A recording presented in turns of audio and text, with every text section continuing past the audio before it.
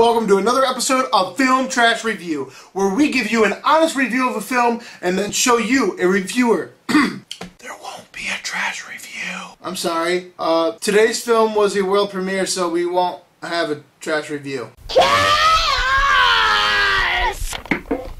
Horrible Bosses. Horrible Bosses. It's the most laughs that I'm going to have this summer with a film. It's about time that I admit that. I mean, it was extraordinarily funny. However, the plot was so bad that it didn't really even matter. I couldn't enjoy the film. I had no idea what was going to happen, and when it did happen, it felt like a thriller. So while we wait for the train to go by... So, let's start talking about the film. I've sat here and talked about Green Lantern and Transformers and how they didn't have plot, or even Bad Teacher. But those films were able to make exceptions with the things that they did. It felt like one big laugh. I didn't care for any of the characters in the film. The only character that I cared for was Jason Bateman. And the only reason I cared for Jason Bateman was because I wanted him to get off screen and start working on the Arrested Development movie. I mean, it's been 6 years now. We need the movie, Jason. We need it. Please, stop making horrible boss movies or horrible movies.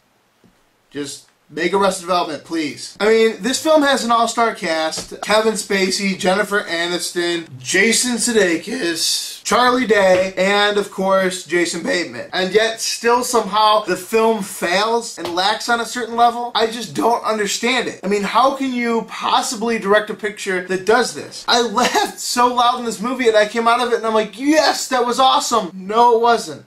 However, I have to say, Charlie Day put on one of the greatest laughs of the entire year so far. This is up there with the dog scene from Bridesmaids. This new scene with him in a car. I'm not going to give it away yet, but him in a car and the song "That's Not My Name" being played. And those are my two favorite comedic scenes so far this year. The film tries way too freaking hard to be funny. Jennifer Aniston's character, I think when they went to go direct her, I think they just said, be a slut. And oh, by the way, in your contract, you have to say pussy 50 times and dick 50 times. Every time you're on screen, you must talk about sex, and that's your character. And that's why it turned out so cheesy and corny.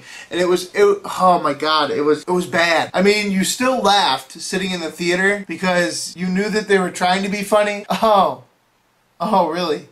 Really? Okay, that was it.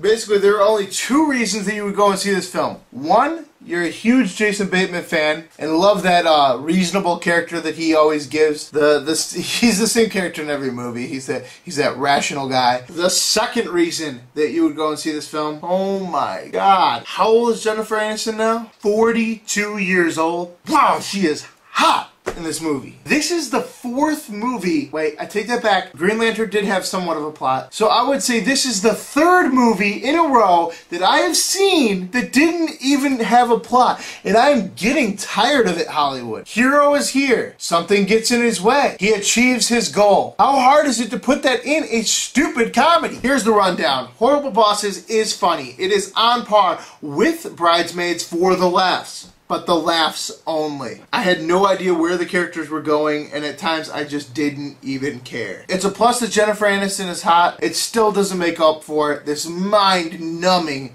horrible storyline, and the fact that they just don't take any risks. So I'm going to give this film a 6 out of 10 and say, please Hollywood, next week give me a film with a basic plot structure. This is Film Trash Review. We don't have a review for you this week, and look for us next week as we review Friends with Benefits.